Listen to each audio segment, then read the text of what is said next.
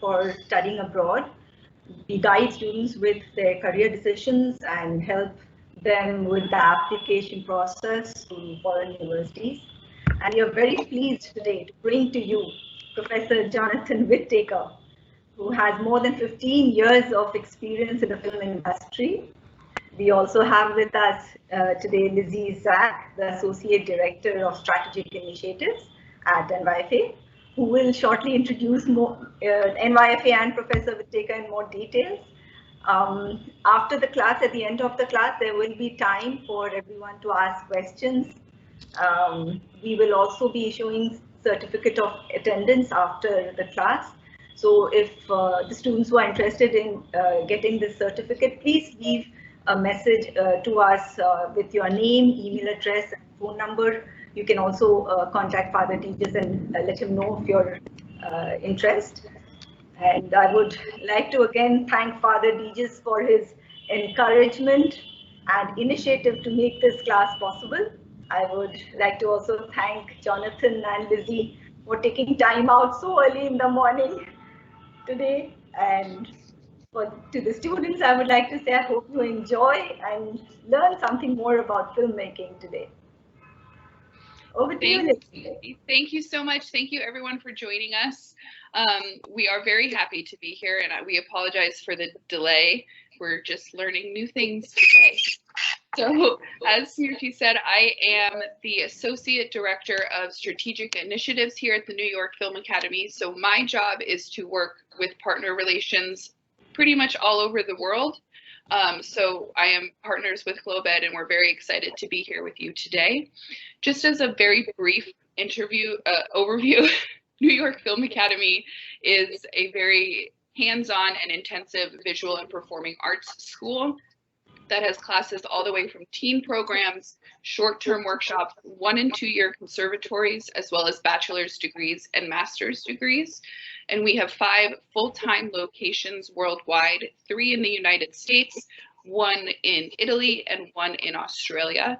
And what we are known for more than anything really is learning by doing. You're going to learn to make movies by making movies. You're going to learn to act by acting. So if you are interested in getting more information about the New York Film Academy, please do leave your name, and GlobeEd will reach out to you, and we can set up one-on-one meetings. We can sort of go through the entire admissions process and what we offer, and I'm more than happy to speak with anybody. But you're not here to listen to me talk today. So let me introduce Jonathan Whittaker. Jonathan is the chair of our short-term programs and filmmaking at the New York Film Academy New York campus. He has produced and directed short films, music videos, concerts, commercials, TV shows, you guys name it. Jonathan has probably done it. So I am going to give it over to Jonathan right now, and he will give you an amazing show. Jonathan. Well, thank you, Lizzie. Hopefully you all can hear me. And as Lizzie said, thank you for being patient with us this evening as we learn new things. As she said, that's what's great about living, right? Every day you wake up and you get to learn something new. Father, thank you so much for hosting us and having us. It brings me great joy, as you saw from my bio, to be able to share with you all my thoughts on the art and craft of directing and cinematography. And it also brings me warm feelings to hear the sound or the cacophony of beeping in the background where you are. It brings me back to my days of living in Mumbai, and I think very fondly of India, and I miss it dearly. So I'm very happy to wake up this morning, happy to be here, and very excited to share with you all some of the things I learned about directing. And that's what we'll talk about today. We'll talk about directing and directing as communicator. But before, I'm sorry, I should also thank GlobeEd for hosting us as well. It's a great partnership, and we really value that. So, as Lizzie said, and as Father said, my name is Jonathan Whittaker, and I am the chair of short-term filmmaking in New York City at the New York Film Academy. But I have taught globally. I've taught in India on many occasions, and hope to come back someday. But all over the globe, and also work as a director. So, in addition to being a lecturer and being an admin, my main passion is being on set and working as a director and a producer but I spent many years coming up in the industry, working in the grip and electric departments, working as an assistant camera. I even worked as assistant wardrobe, but I worked my way up, to cinematographer and then eventually director. But what we're going to talk about today is what is storytelling, and at the heart of it, right? Storytelling is effective communication. And in order to effectively communicate, you need to understand the language, right? We understand the language that we use with our collaborators, but also the language that we use to communicate our story to the audience. And so that's what we're going to touch upon today. I hope to speak to you all for, maybe 40 minutes, 45 minutes. And then I'm not sure, and again, forgive me, this is where the learning process comes in. I'm not entirely familiar with this platform, but I'm hoping that we have the ability to have a bit of an exchange, a Q&A. If that's not possible, that's okay. I can anticipate your questions and maybe answer them for you anyway. So I'm going to try something really fast. I'm going to try to share my screen and to share a presentation I have. I won't read it to you because I'm sure you all can read, but I will use it as a jumping off point to speak more anecdotally and to give you examples. So bear with me. I'm going to try this, and hopefully this will work. And if not, then there we are. I'll try something else.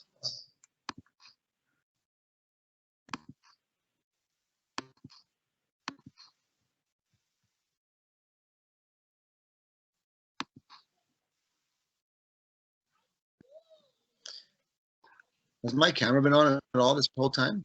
Yeah, your camera was on, but you need to share it. When I do share, it's showing that it's turned the camera off.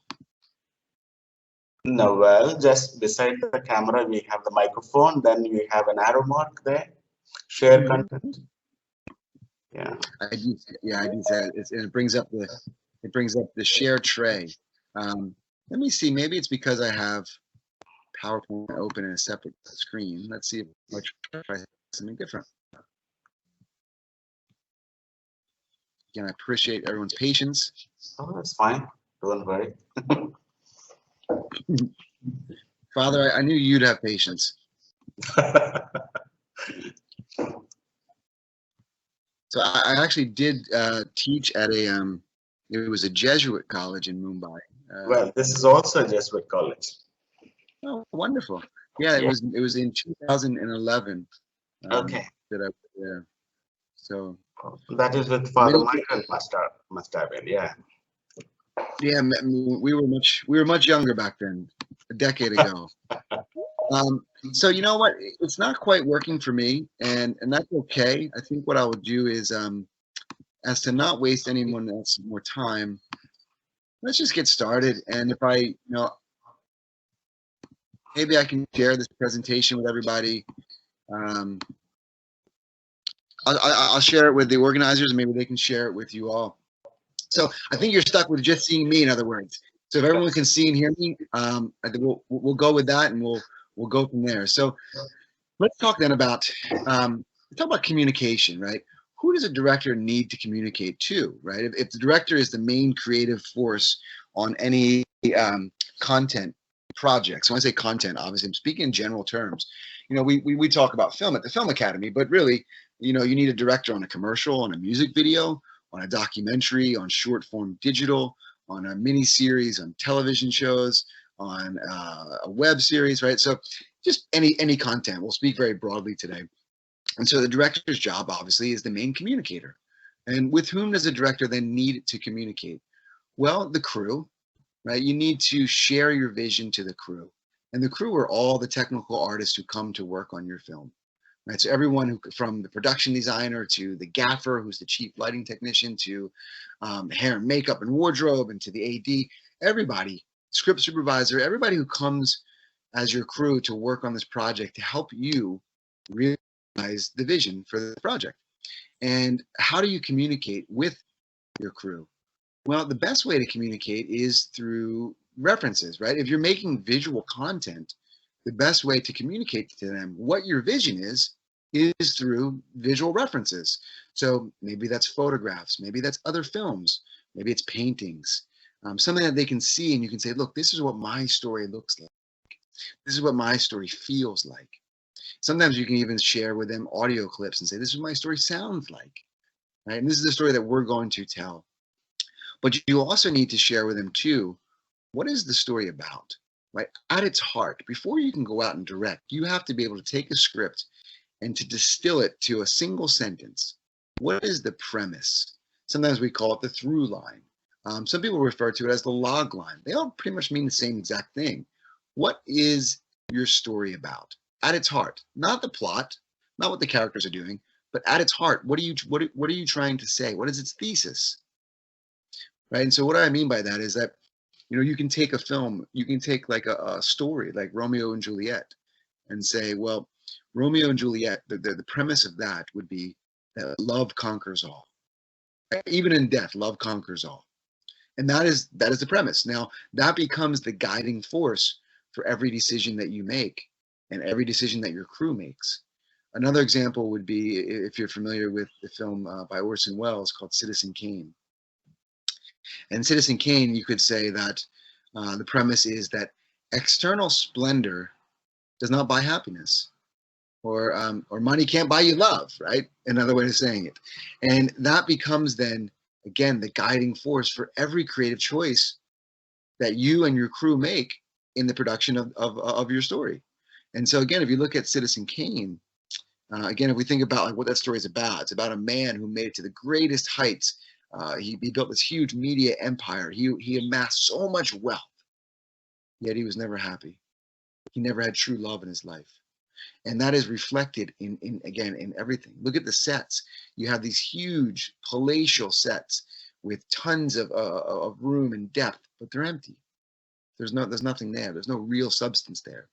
And if you look at the cinematography, Greg Tolan, the cinematographer, employed very wide angle lenses, very short focal length, which exaggerated space, but also gave this deep depth of field where you could see everything from the foreground all the way to the background. And that enabled them to block things in the different, in foreground, midground, and background areas.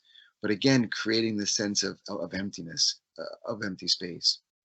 And so you need to first distill that down, right? If you're going to go out and direct something, I don't care if it's short form or if it's a feature length, what is your story about? So what is it about, and then what does it look like? And that's the best way to communicate to your crew. It's also important too that as a director, because you are the leader of all these different departments, it's important that you know something about them. You know, so if you want to be a director, it is important that you understand the craft of screenwriting, right? You need to know how a story goes together. You need to know how a story is written too in proper screenplay format. It is expected and incumbent upon every director that when they take over a project, when they're brought onto a project, that you get into that script and you make a bit of it yours. You're not tearing it down and do a complete rewrite, but there is an expectation that you are going to work with the screenwriter or by yourself and maybe make some changes to dialogue or some changes to scenes. And so you need to know what goes into that. You also need to know what makes for a good story, right? That's the foundation upon which everything is built. So it doesn't matter if you're the best director of actors or you understand camera so well or you're a great visual effects person. If the story is not good, it doesn't matter. So it's important to understand story. It's important that you understand cinematography. And again, maybe you don't know all of the formulas and all the physics and math behind it, because it is a science. It's an art and a science combination. But it is important that you understand the difference of focal lengths. It's important you understand the difference of shutter speeds and what it's going to do to the image, because part of what we're doing is using the cinematography to work as a visual metaphor for what the characters are going through. Right? It's the medium. It's what we do, like the use of lenses and the use of camera movement. All of that gives the audience an indication about, you know, what the character is experiencing, and that's how they better empathize with the characters. It's important that you understand that this way you're empowered, right? You want to be able to make, excuse me, you want to be able to make informed, creative decisions, and so you need to be informed. And so immerse yourself in the different disciplines: editing, screenwriting, production design, cinematography, audio, sound design, audio recording. Right? It's important that you understand those, because if you're going to communicate with them, you want to be able to communicate effectively with them. The next group of people, so that's our crew, right? And when does that happen? Sorry, before I leave the crew, let's talk about when that really happens. Well, most of the communication with the crew happens in pre-production, right? It's in the lead up to production that you're really in these development meetings, and you're and you're going back and forth and talking about what it looks and sounds like, and what is the intent of every scene, and how do we build momentum within the scenes, and what is the color palette, right? And what are the sound elements? All of that should happen before you ever step foot on set. Now, of course, you have to be open to what's happening in the moment, and you make amendments to that plan, but you need to know all that before you even step foot there. And how do we do that too is you don't want to micromanage. I know it's hard as a director. I still find it very hard after many years of experience to be able to give autonomy, to be able to let the cinematographer do their job, let the production designer do their job. It's not our job to micromanage and make every single decision as directors. It's our job to share the vision for the project, to inspire those people, and then let them go out and work to the best of their ability, and let them feel as if they're making creative choices, because they'll care about it that much more. When people feel like they have input on a project, part of that project becomes a bit of them. And now it's not just about showing up to make a paycheck. It's showing up because you're making something that represents you. And you want everyone to feel that on your set. And so you want to set that tone very early on in pre-production. Who else are we communicating with? We're communicating with the cast, right? The actors, the people that come to embody your characters, right? That's who the audience comes to see. That's who the audience empathizes with. They're the emotional surrogates for the audience. And so it's really important that we're getting the performances that the film needs. And this is your number one responsibility. Oftentimes we think as directors that our job is to worry about the image and the sound and all of that, and the actors do their own thing. That's not true. When it comes to the day of shooting, you are as responsible for the performance as the actors are. There's no such thing as a director as saying as scapegoating and saying, well, the performance was bad because the actors were bad. There's no bad acting. There's only bad directing. And so you might be asking yourself, well, okay, Jonathan, you say that, but what if the actor just isn't good, right? What if the actor wasn't, they couldn't do the role on that day, or they couldn't do the role, it wasn't in them? Well, then it was bad casting. So it still comes back to you, right? So there's no scapegoating. Your job is to make sure that the actors can get to the place that you need them to be for the film. And there's a way in which we do that, right? There's a way in which we don't do that, and there's ways in which we do that. And there's many ways to work with actors, because no two actors are the same. But there's definitely ways we don't want to work with actors, and I can share that with you. But thinking about communicating with actors, I like to do this little thought experiment, and kind of by asking a question. How do we get actors to do what we want? As a director, how do I get an actor to do what I want? And the answer is you don't. You get the actor to want what the film needs. So in other words, it's not about getting the actor to do something that I, Jonathan Whittaker, want them to do. It's about getting them to a place where they, in the skin of the character, living in that character, in that role, where they want nothing more than what that scene needs at that moment. So in other words, it's about getting them to a place where they're living truthfully in the given circumstances. And if they know what has happened to them, and if they know based on what has happened to them what they want then as that character, and why it's important that they want that, what's at stake, they will fight for that. And whatever that is, whatever that fight is, whatever that struggle is, whatever that proper emotion is in the given circumstances, that's what the scene needs. So it's not about me because the director says, I want you to cry. It's them crying because they're so, they can do nothing more than cry. And so it's about getting them to that place. And so it's just a different way of thinking about working with talent. It's not about bending them to my will. It's about making sure they know what's happened to them, and making sure that they've connected to that on an emotional level, and then seeing what they want to do in the skin of the character, because that's what will be right for the scene. And that's what will be right for your story. And it's our job to guide them on that path. And this happens mostly during production, right? Again, on the day of shooting, that is your job. Your job is to be there for the actors. Your job is not to be looking through the camera. Your job is not to be setting up lights. Your job is not to be, doing the set and playing with props and doing that stuff. You have other people who do that.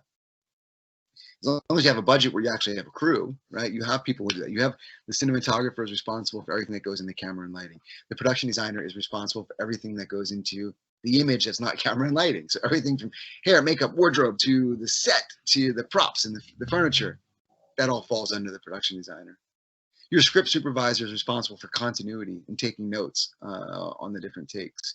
Your AD is responsible for making sure that you get your shot list and you get that done in the time that you have allocated for that shot list.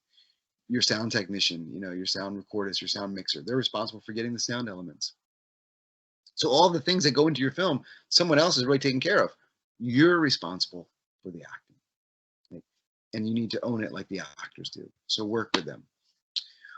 Okay, so who does the director communicate with? The crew, the cast. Right, and clearly I'm just going over these in brief overviews. I mean, we spend our lifetime learning how to do this, right? This is what we're moving towards, and this is what we study, and what we actively work on every day on set.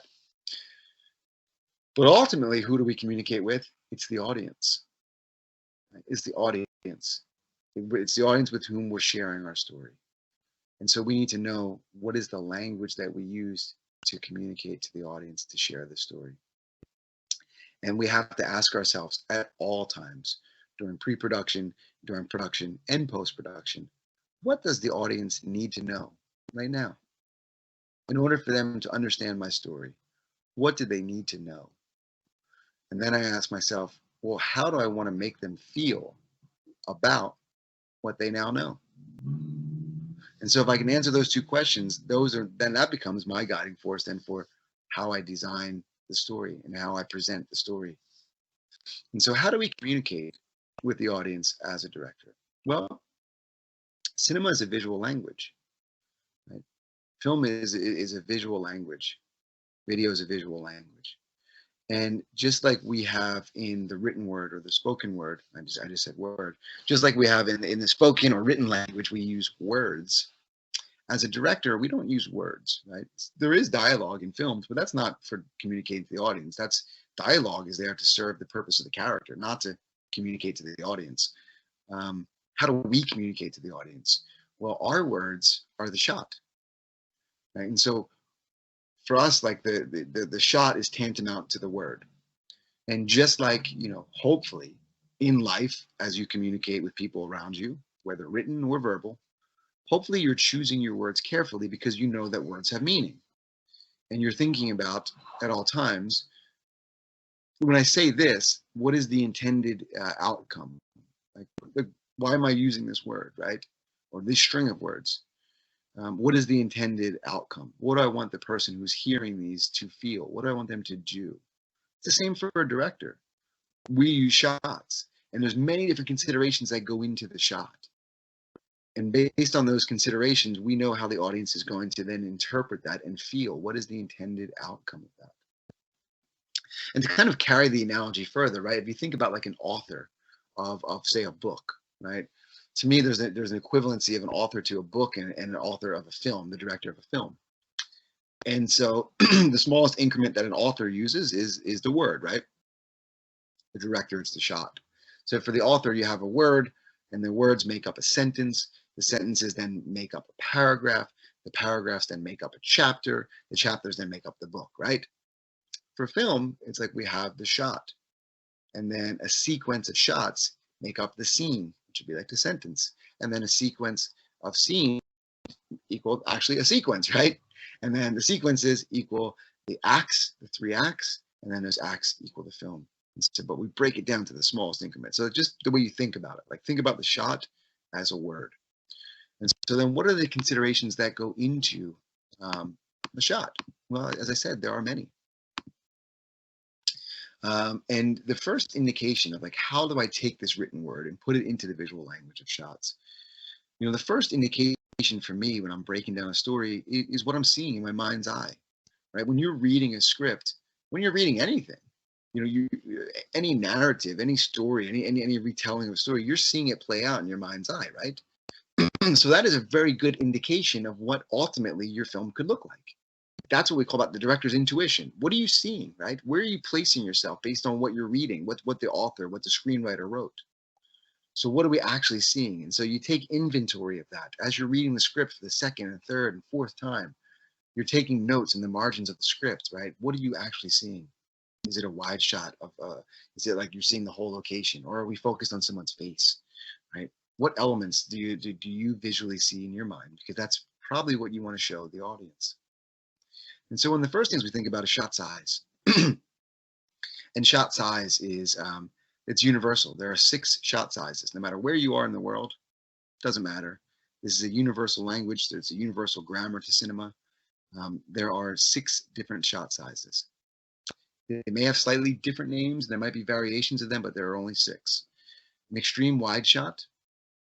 An extreme wide shot would be a shot where it's like, you know, it feels like the cameras are very far back, and what we're seeing is this landscape, and you see the majority of what you see and can focus on is the setting. And you might see a character, but a character can be very tiny in reference to the overall frame.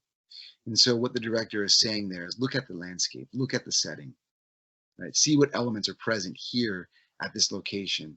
And so that's what's most dominant in the frame. That's what's most important. And so that would answer the question, like, what does the audience need to know? Well, if you're showing an extreme wide shot, you're saying, well, the audience has to know where we are. You know, it's important for you as a director, as a storyteller, to set the setting so the audience understands all the elements that are about to be part of the scene. The next shot size would be a wide shot or full shot, or sometimes called long shot. I don't always like to use long shot because sometimes we get that confused with duration. There's nothing to do with duration.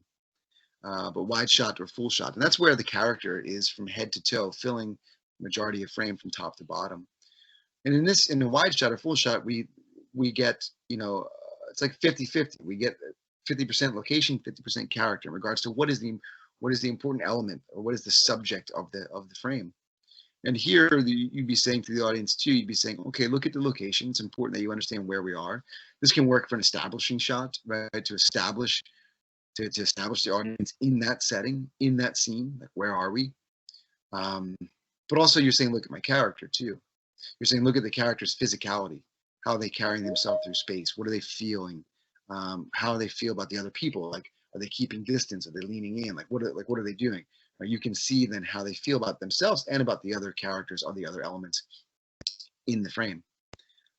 So that's answering again, what does the audience need to know? Then moving in, we have a medium shot. A medium shot would be from the waist to the top of the head on a character. And now you can see that we're clearly moving from establishing where we are and setting to emphasis on character. And now you can see a little bit still the physicality, right? Because we can see from the waist to the top of the head, we can see with the characters, how they're kind of interacting and moving through space, how are they holding their body. But we're starting to get a little bit to the internal. We're leaving the external world and we're moving a little bit to the internal world, showing the audience what the character is thinking, in addition to what they're giving off. It's what's on the inside as well. And we get a little bit of information about the setting, but this wouldn't work for an establishing shot. This is not about, you're not saying look at the location. You're saying look at the character, and you get some information about the location. The next shot would be a medium close-up. A medium close-up is what I'm in right now, I think. It should be in a medium close-up from like the chest to the top of the head. And so now, you know, it's really about the character. You can see some information around me, and you probably made some determination about who I am as a person based on what you see behind me, because that's what we do as humans. We're always trying to tell a story. But it's really about the character, right? It's really about like, okay, it's less about the external and now it's more about the internal.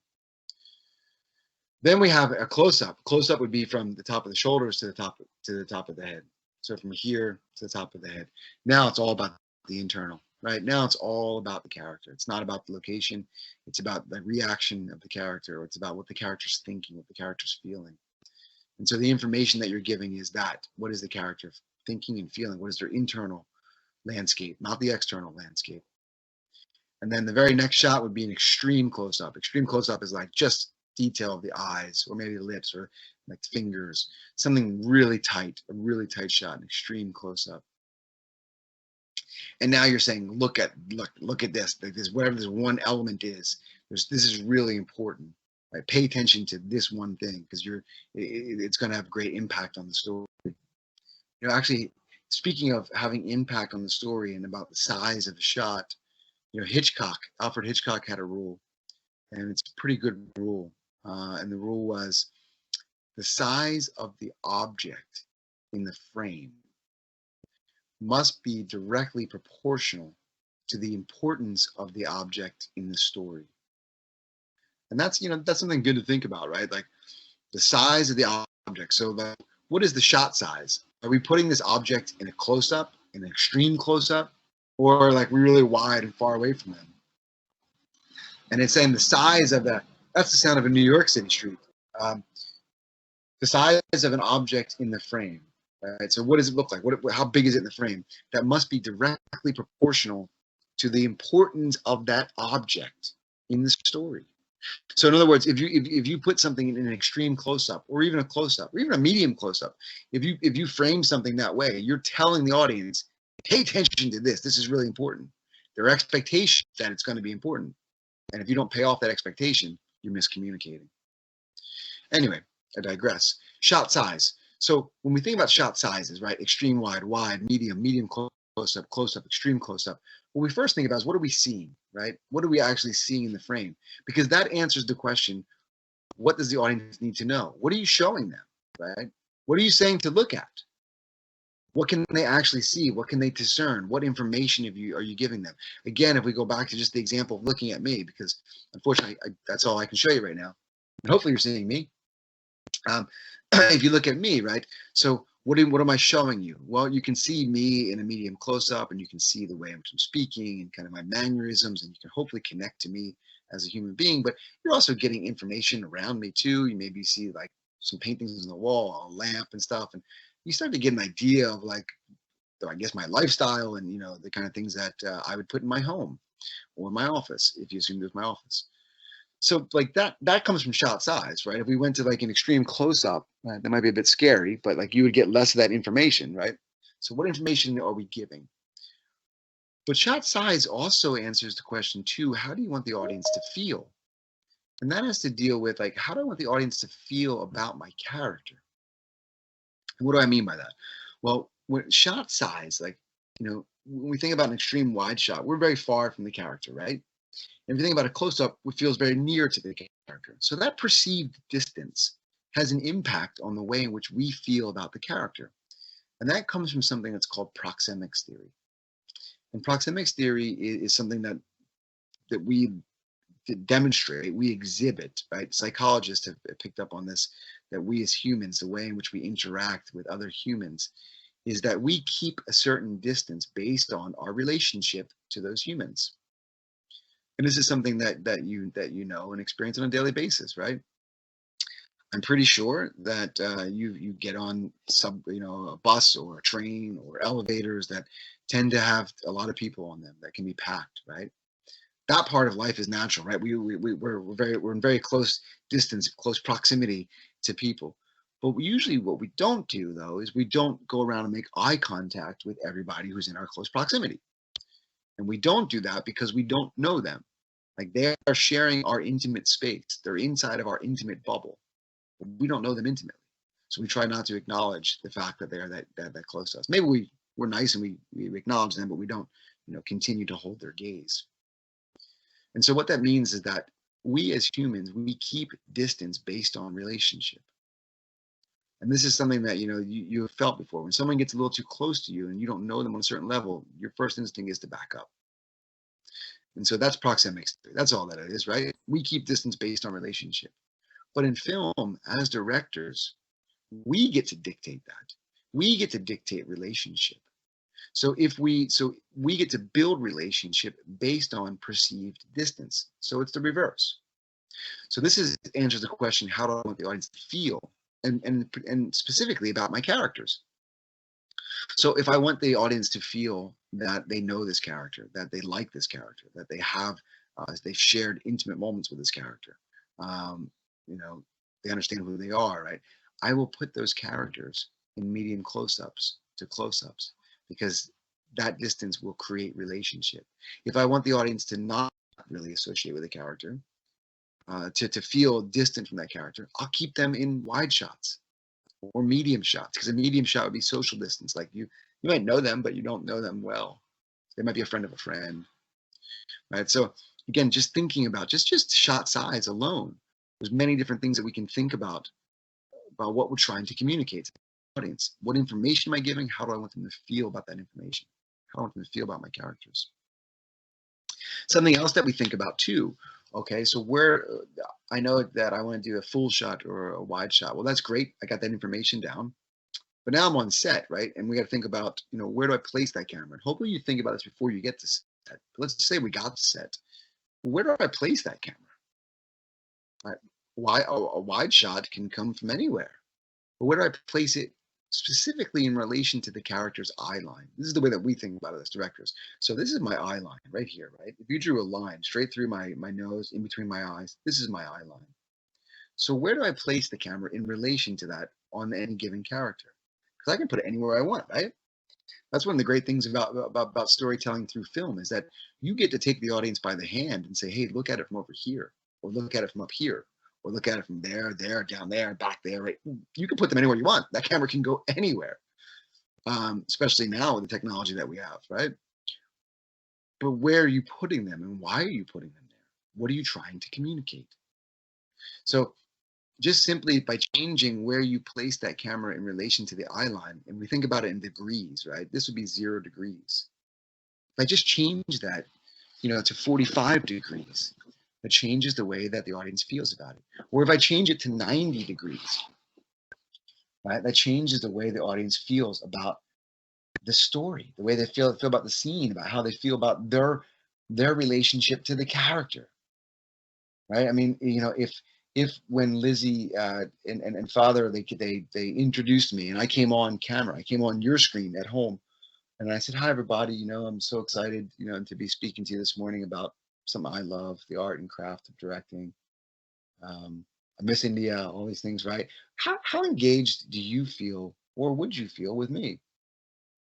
Would you feel as if you are a participant in this workshop, or would you feel like you're observing something else, that you're observing someone else having the workshop?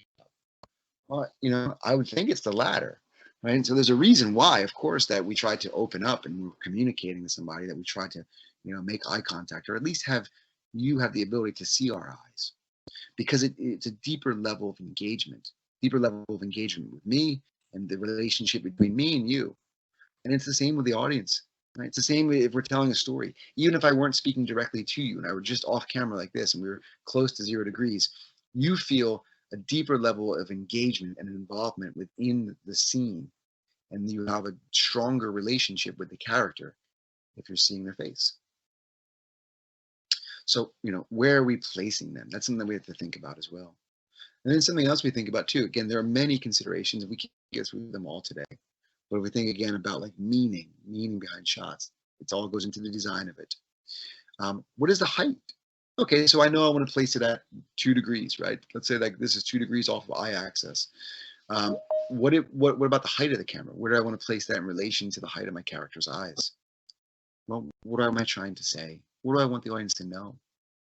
Right? If I want the audience to know that they feel like they're superior, that they're in command of that scene, whatever it is happening in that scene, I can place the camera below eye level. Right? And that'll communicate to the audience that this character is dominant, right? Because it looks different if we have something shooting up at somebody as opposed to shooting down at somebody. If I want the audience to understand that this character feels inferior, that this character feels as if they're not in charge of the scene, that they're not in command of whatever it is that's happening, I can place it above eye level. And so that's what the audience will understand. It's also what they'll feel about the character. They'll feel as if this character is dominant if you place it below. They'll feel as if this character is inferior if you place it above. And that's true to human life too, right? I mean, it's a pretty well-known fact that the majority of world leaders, whether those are governmental or corporate leaders, business leaders, are over 6 feet tall. It's just true. Are tall people better leaders? Are they smarter? Are they? Are they better leaders? I don't think so. I don't think your height has anything to do with your ability to make decisions and to lead people. But there is something true about if we have to physically look up to somebody, we psychologically start to look up to them. It's just a fact. But that's what we take knowing that, and we bring that into how we're communicating within our stories, and how we're designing our shots. So these are just some of the considerations, some other ones too. And again, I wish I had all day to sit here with you all and to really kind of break this down and show you some examples too. But some other considerations that go into it are what the lens that you're using. Is there camera movement? If there is, how does it move? Why does it move? You know, what is the framing of it, right? How are we putting this rectangle around what we just blocked and worked out? What is the color of it, right? What is the depth of field? There are many considerations that go into the shot. I just went through 3 of them, right? Shot size, angle, and height. Those are the ones that we think of first when we're seeing it in our mind's eye. And as a director, it is our job to come up with that shot list and to put all of these considerations into that shot list. So that becomes the blueprint for everybody who comes to work on our project, right? For our cinematographer, for our AD, for our production designer, to be able to actually then execute those shots. And so what I had hoped to communicate this morning was that, you know, in order to be an effective communicator, you need to know the language, right? That part is probably obvious. And you need to know the language, again, of like the vernacular, like the language of what these technicians know, what these actors and artists know, like how to communicate to them in their language. And so it's important that you understand their roles and you can empathize with them. And so that's everyone helps make the project, right? But it's also equally, if not more important, that you understand the language of cinema, that you understand how an audience is going to read a frame, how they're going to understand your story, and how it's going to make them feel. So I would say, like, as you know, a great exercise you can do is just watch a film or look at an image, look at a still image, and take emotional inventory. What does it say to you? Because if you look at one image, your brain will tell you a story, right? The brain always seeks that storytelling and closure, understanding what's happening, and then say, well, why do I feel that way? And go look at that image and think, you know, why do I feel that way about the subject? Why did I come up with that story? And just start to kind of decoding that, because we do this every day anyway, right? I mean, you're looking at film, you're looking at content, you can't not see it. There's media everywhere, but we don't always stop to think about it. So stop and think about it. Like, okay, take an inventory. Why am I thinking what I'm thinking? Why am I feeling what I'm feeling? What is at play here? What am I seeing? Another good exercise to do too is to to really understand how, like, say, a master director takes the written word, puts it into the visual language.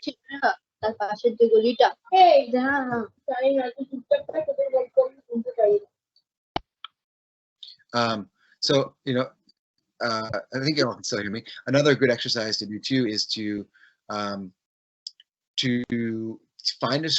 a movie that you love, right? Movie that you've loved. It can be an iconic movie, it can be a new movie, whatever it is, but something that resonated with you, some movie that you really admired, and you know, find that script. You can pretty much find any script online. So find the script online, read 10 pages of the script, and then watch 10 minutes of the movie.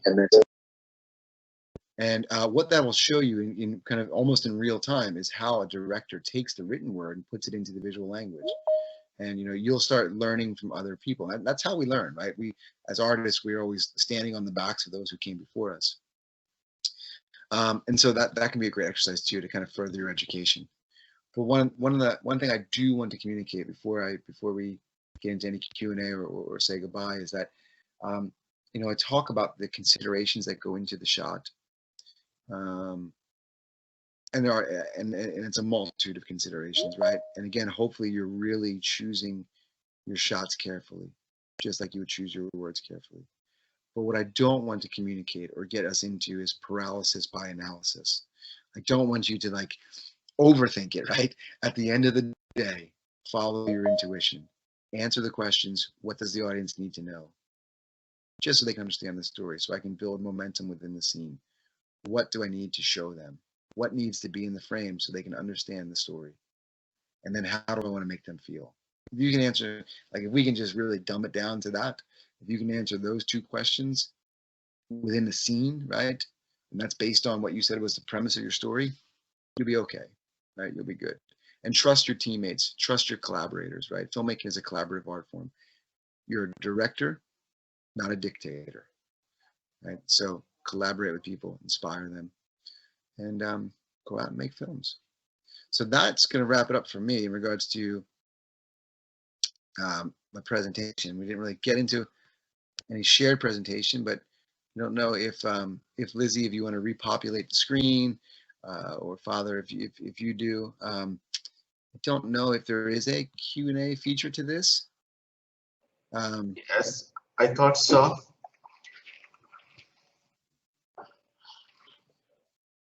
I'm gonna take a sip of water. I've been Sure.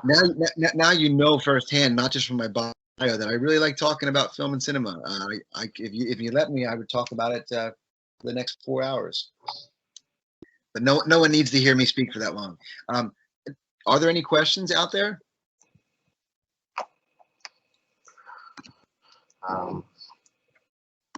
So anybody wants to ask any question, you're most welcome to ask.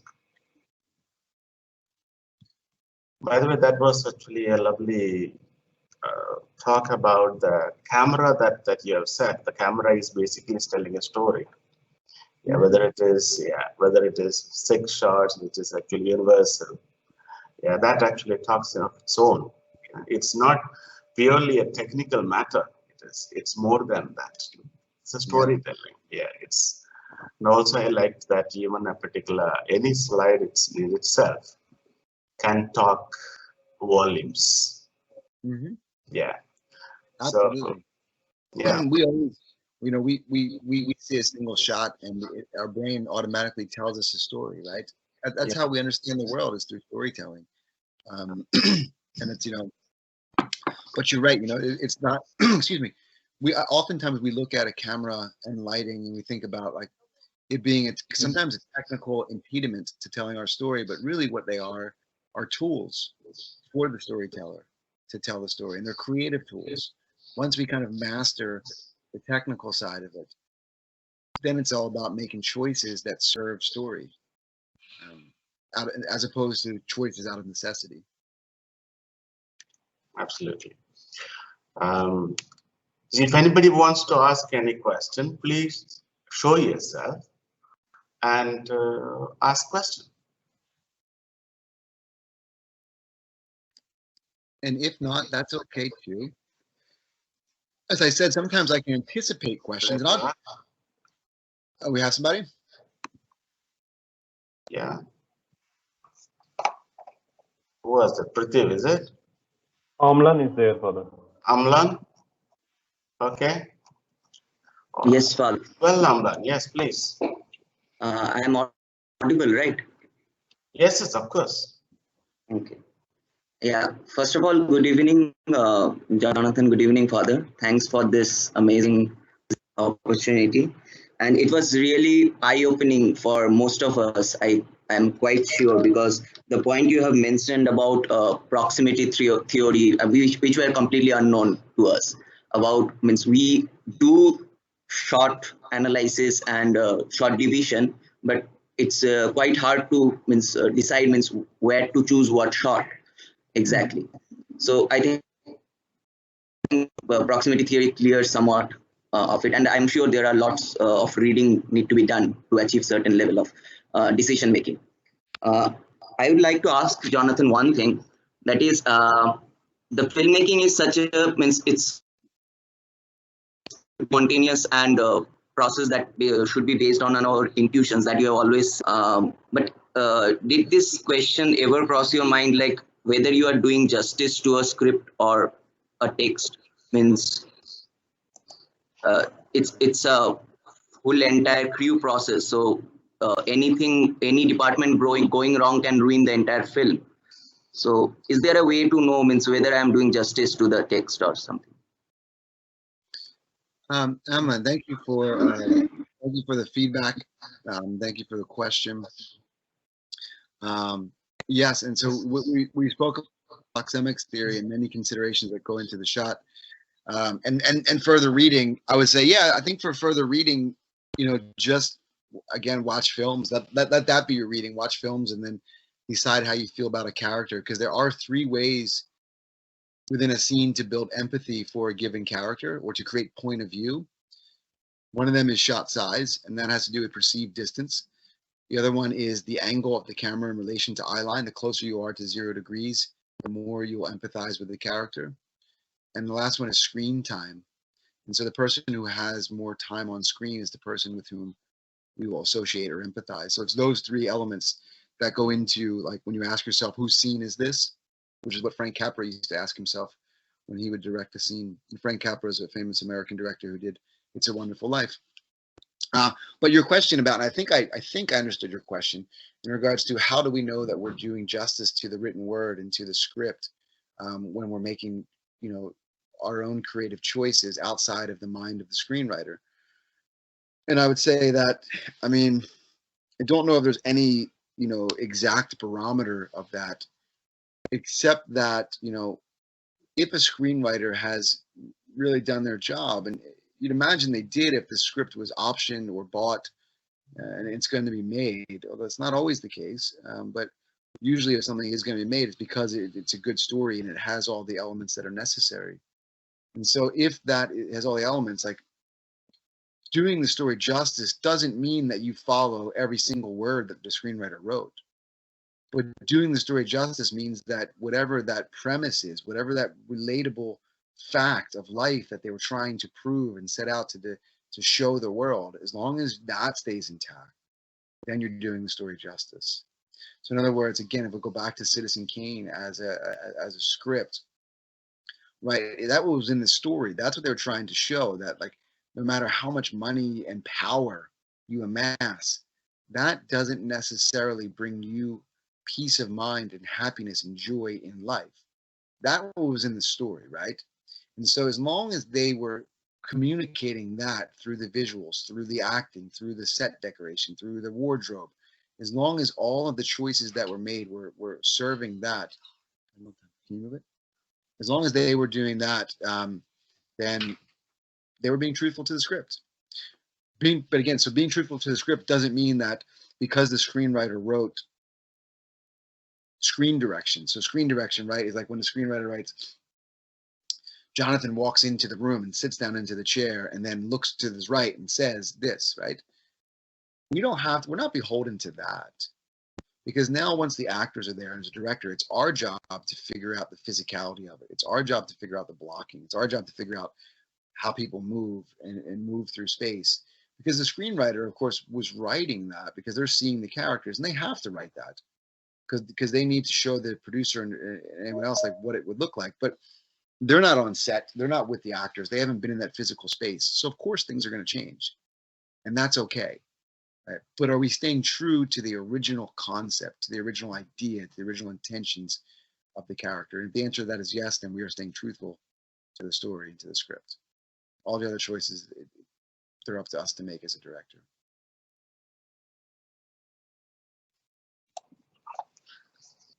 Okay, Prithviraj, you have something to ask? Thank you. Yes, Thank you. yes, Thanks a lot.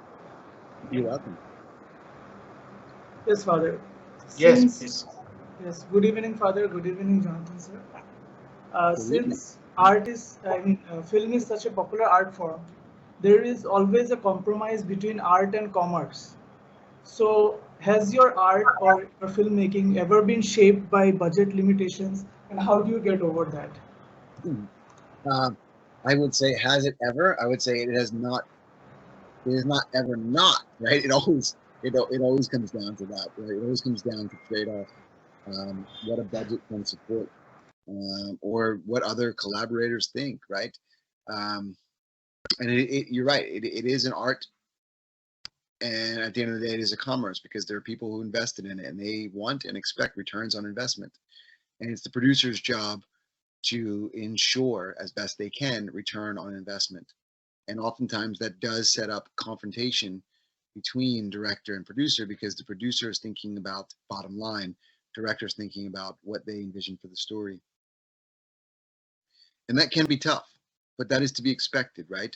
And so what I always tell myself is that, it truly is through limitations that creativity is born. Or what do they say? That necessity is the mother of all invention.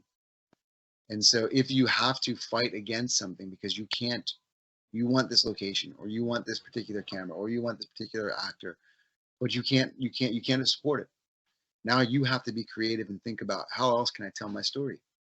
What else can I do that would also effectively tell my story? And oftentimes that's where the gold is, right? That's where when we're forced against that, that's where creativity really kicks in. So it's actually not a bad thing. If you think about it, it can be a good thing. So that's kind of the mindset that I try to attack it with. Going into it knowing it's going to happen, and then going into it feeling as if it's actually going to result in a better product. But now there are times though where, a producer representing the best interest of the studio or the investors sometimes will unnecessarily, at least in my from my viewpoint, my standpoint, unnecessarily enforce decisions upon you, whether that's casting, right? Casting becomes a big one, and the truth is, and the reality is that unless you're a very famous director in the States, you don't have final say over cast. The producer does. You don't have final say over the edit. The producer does. The producer has final say over everything, really. Again, because they're representing the money interests. But what I always, try to remind the producer when it comes to situations like that, where we're at a loggerhead over a certain choice, as kindly as I can, in the least passive aggressive way as I can, as I remind them that you hired me for a reason. Right? You trusted me to be the steward of this story. You trusted me because of something you saw in my work. You brought me on. Trust me now. Trust in your choices, right? You made the choice to bring me on. Don't second guess the choice you made. Let me make my choices now to make the best product we can make, right? If you're asking me to work with these actors, let me choose the actors to work with. It's like a chef. You wouldn't go into a kitchen and tell the chef, these are your ingredients. The chef would say, these are the ingredients I need to make the meal that we need. And so I try to remind them of that. It's like, I understand we have limitations. I understand that there's budget concerns, but we can make this work. Let me make my choices. I promise you that, if it's going to go over, we'll work it out, right? But yeah, but usually that's where the conflict comes from: the producer representing the money interests and the director wanting just the creative side, and the producer saying, well, this actor, last time they were in a film, it opened up to $20 million in the box office, and you want to use this no-name actor. We're not going to make any money back, right? And so again, you got to kind of remind them that they chose you for a reason. So hopefully that helps and gets to your question. But yes, undoubtedly it is always a trade-off, because as a director, you too want to make money, right? You want your film to make money because you want to work again. Maybe you don't even care about the money side of it, but you need to care about that, because if you want to work again, you need to show return on profit. So I think we have time for one more question. Is it Aman? I see one more hand raised. Aman? Yes, sir. Jonathan, sir, thank you so much for conducting this workshop for us. It's a privilege to be here, honestly. And thank you, Father, for organizing this for us. Sir, when you were speaking about filmmaking in general, sir, you talked about using camera angles for connecting to the audience in a way which the character is feeling inferior in that particular scene. So you keep the camera at that particular angle, in a way connecting emotionally to the audience, and using that angle to project what's going on in this scene and what the character is actually feeling in this scene. So, sir, could you please elaborate a little more about that, because it really intrigued me, sir, that particular point about using camera angles and using shots in a way that the content actually connects with the audience emotionally. Absolutely. And so again, great question, Aman. So kind of going back, I'll reiterate what I was saying, because I said it very quickly, and it wasn't even a direct answer to a question. It was more about something I wanted to share. So somebody one time asked Frank Capra. Again, Frank Capra is a famous American director. They said, Frank, what is your secret to filmmaking? Your secret to success? How do you direct? And he said, well, what I do is, one of the things I do is that I ask myself, before I design the shots of any given scene, is whose scene is this? Right? Whose scene is it? In other words, asking the question, with whom do I want the audience to empathize? Another way of saying that is, from whose point of view do we understand the scene? Do we understand the story? So not like first person, like through their eyes, but like as we're watching the scene unfold, who are we associating with? Do we understand like how we should feel about the scene, right? Because again, the characters, the actors, they are our emotional guides, right? We look at them to understand how we should feel. How are they reacting? Because that's how we react. Right? And then we oftentimes imprint ourselves upon them. We put ourselves in their shoes. Like whether we go watch a really cool action film, it's like we envision that we are that cool action hero, or we're watching, you know, whatever type of genre it might be. Anyway, the characters are our emotional guides, right? They're the ones that take us through the story.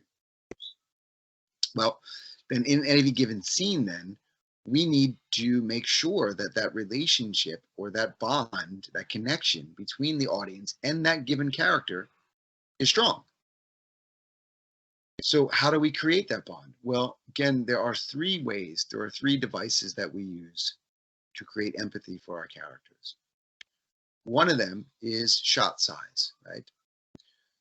So in other words, the size of the shot or the size of the character in relation to the frame. And again, that goes back to that proxemics theory that I was talking about.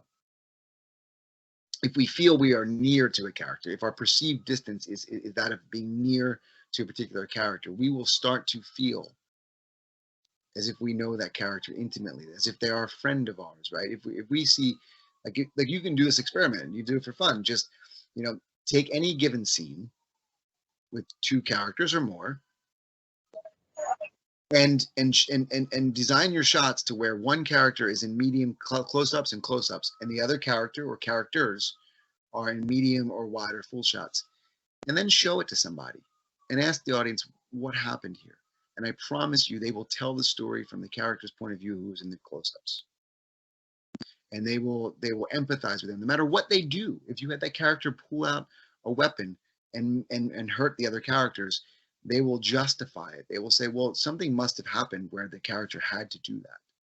And they will simply say that just because they were closer to them. I promise you, if you do that, that's what happened. So that's one way. The other way was the angles that we're talking about. And again, if we think about it, as a director, we can place the audience anywhere. I'm drawing a blank of the director's name right now, but you know, there was a famous director who was talking about the difference between directing for the stage and directing for the screen. And he was saying directing for the stage and the screen, there's some similarities, right? You're working with story and pacing and story and lighting and blocking, right, and movement. But you know, when you're directing for the stage, typically the audience is in a fixed position, right? They're sitting in a chair and things play out on stage in the proscenium. But in film, it's like you get to pick up that chair and say, hey, look at it from over here. Look at it from back there, or up here, down there, anywhere you want. And so you can choose that angle, you can choose that height of that camera placement. But when doing that, why? Where are you placing the audience? What are you saying to them? What are you showing them? Right? Each shot should introduce new information and have new meaning behind it. So what are you showing them? Why are you doing that? But understanding that the angle of that is going to then dictate the audience's engagement with the character and the scene. And so what I was saying is that, you know, if the closer we get to 0 degrees, which is here, the closer we get as the audience, the closer we put the camera to 0 degrees, the more the audience will empathize with that given character. So if we did another experiment, right? Same experiment where we have like one character who pulls out a weapon and hurts the other character. And let's say you design all the shots and they're all medium shots. You don't go any tighter or any further away, all medium shots. But for the character who actually has the weapon, all of their shots are almost right here. We can see them full, almost right from the front, right? Almost 0 degrees. But all the shots for the other character who gets hurt are at 90 degrees. The audience will empathize with the character who's wielding the weapon simply because they saw more of their face and they can relate to that character more than the person who's at 90 degrees. And then the third one is screen time. And so I know you asked about angles, but we should talk about this too, is screen time. And that is simply that the person with whom the audience spends more time is the person with whom they will associate. So again, if we go back to all things being equal, let's say that you have the same scenario, right? Where we have two characters, right? And you shoot all of them in a medium shot, all of their shots, medium shot, and all of their shots come from 45 degrees. So exact same coverage. But for one character, we spend more time. So we open up the scene with them and they have the preponderance of the time. So let's say the scene is like 30 seconds and there's 20 seconds when they're on screen and 10 seconds when the other person's on screen. The audience will empathize with the person they spent more time. And so again, it's kind of knowing those things that, and knowing what do I want my audience to feel and think about my characters. Knowing those things then helps us design those shots in relation to size, angle, and then duration of shot. And so that's what I meant about emotion and connectivity. And again, try that. Like if you have a camera and you have two friends who are willing to be your actors and you don't need to write some elaborate scene, just do that, design the shots and edit that and then show it to people and say, what did you understand? And I promise you that they'll be like, oh, well, I don't really understand the full story, but something happened and that character was justified in doing what they did. Well, why do you say that? They'll say it because of the way you design the shots. And it's interesting, like you can tell, like you can have the same set of actions, the same set of dialogue. And if you just like reverse it, like let's say in one scenario, you put all of like the emphasis on one character and you used all three of those techniques, shot size, angle, and screen time. And then you flipped it and did it for the other character, but you didn't change anything, their actions or change any of the dialogue, their answer will completely flip. And so again, it's about, at the end of the day, it's about manipulating the audience, right? It's about understanding how they're going to understand it and making them feel what we want them to feel. Hope that makes some sense, Aman. Absolutely, sir. Thank you so much. It really helped us, sir. Yeah, I'm happy to help, and thank you for the questions. And again, thank you all for being there on a Friday evening. That means that you have some dedication. There's 172 of y'all, which is great to see that. And so, again, I'm at this point. I think I do see one more raised hand, but unfortunately I'm up against it myself. I have a 10 a.m. meeting that I need to attend. But thank you, Father, for sharing the space, for organizing this. Thank you all for being wonderful attendees and bearing with our technical difficulties at the beginning, and then kind of bearing through just looking at my face for the past hour and a half and hearing me talk. But hopefully, minus the visuals that I intended to show, take some of this. Hopefully, you took some notes, but take some of this into your next viewing of a film or a show or a commercial, whatever it is, and think about what your what has been said and how you can decipher and think about what the director is trying to communicate to you.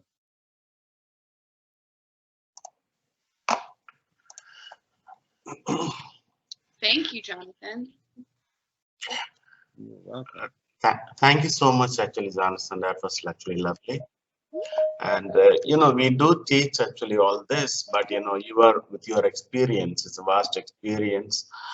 We could see that as actually Amlan was so much taken up with this, the proximity and so on.